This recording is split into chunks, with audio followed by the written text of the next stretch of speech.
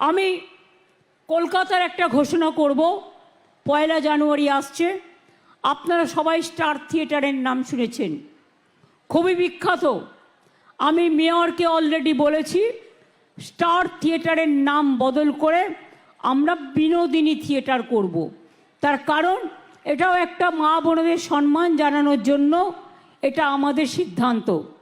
চিন্তা করবেন না, ওদের শুধু স্কুল পড়া নয়, স্কুলের কন্যাশ্রী আছে, কলেজের আছে, ইউনিভার্সিটির আছে। এরা যতদিন পর্যন্ত স্কুল কলেজ ইউনিভার্সিটির 3টে ফেজেই কন্যাশ্রী মেয়েরা যারা স্কলারশিপ পায় তারা স্কলারশিপ পাবেন। এবং তাছাড়াও 10 লক্ষ টাকার স্মার্ট কার্ড, ঐক্যশ্রী, শিক্ষাশ্রী, তপশিলি আদিবাসীরাও সফট লোন পান 20 লক্ষ টাকা পর্যন্ত, এমনকি বিদেশে গেলেও ওবিসিরাও পান। সুতরাং অনেক রকম কৃষক বন্ধু থেকে শুরু করে যে কৃষক বন্ধু কাজ করতে গিয়ে মারা গেছেন 60 বছর বয়সের মধ্যে, তাদেরও কিন্তু আমরা 2 লক্ষ টাকা করে সেই পরিবারগুলোকে দিই।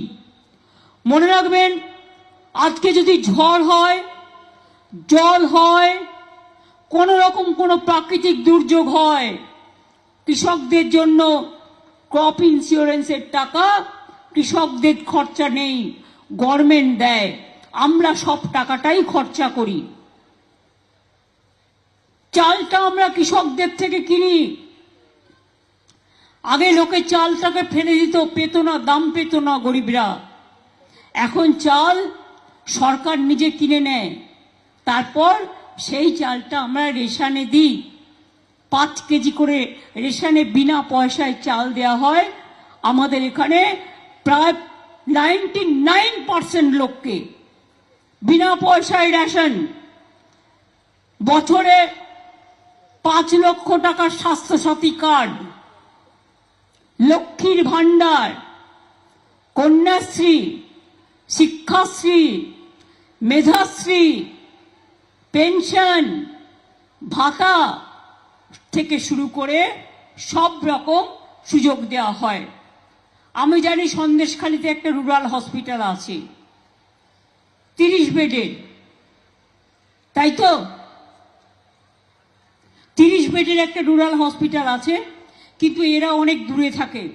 আমি ওটাকে 60 বেডের করে দিতে বলছি।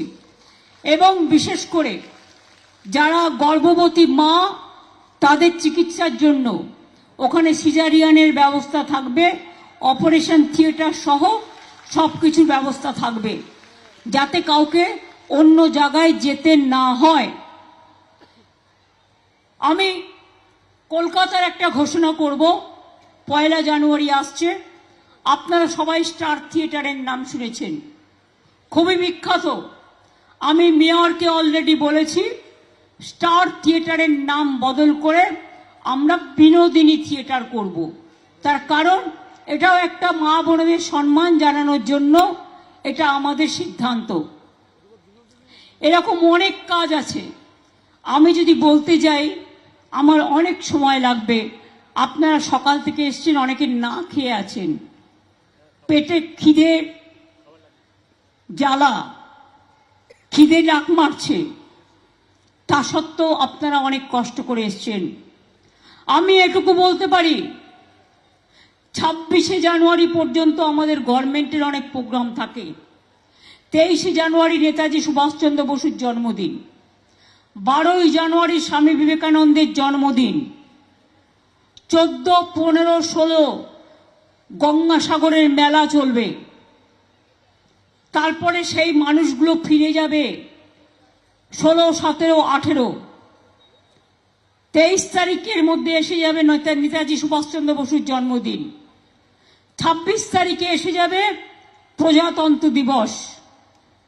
26 তারিখের পর একটা ডেট দেখে আমি চিফ সেক্রেটারিকে বলবো যে বিশেষ করে প্রত্যন্ত এলাকাগুলোতে যাদের যেতে অনেক সমস্যা হয়, তার কারণ নদী পেরিয়ে যেতে হয়, সেই সব জায়গায় আর একটা করে দুয়ারে সরকার করবার জন্য।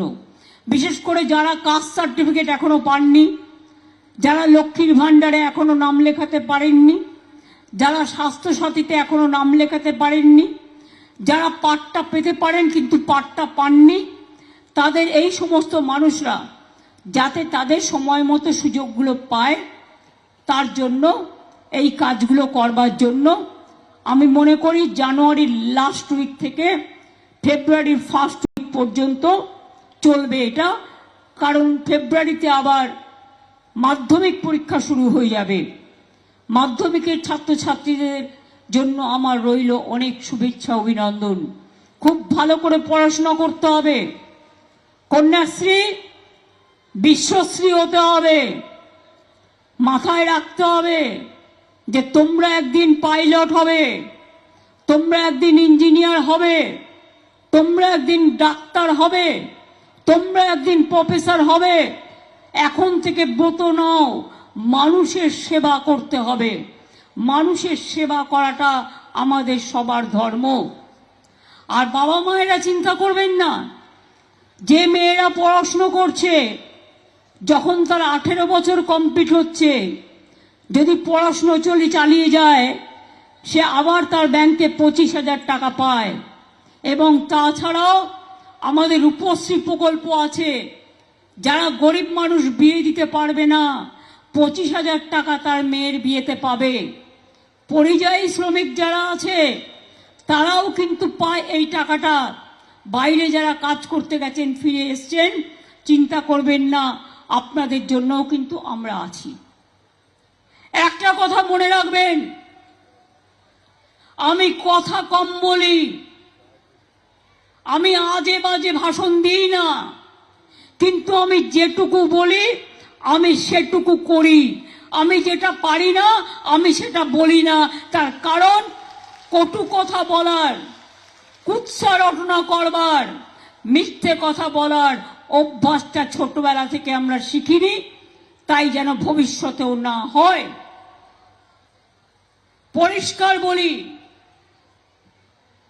সৎ থাকলে কি হয় জানেন? সৎ থাকলে আল্লাহর দোয়া পাওয়া যায়, ঈশ্বরের আশীর্বাদ পাওয়া যায়, আম্বেদকরজির আশীর্বাদ পাওয়া যায়, বিরসা মুন্ডার পাওয়া যায়, পঞ্চানন বর্মার পাওয়া যায়।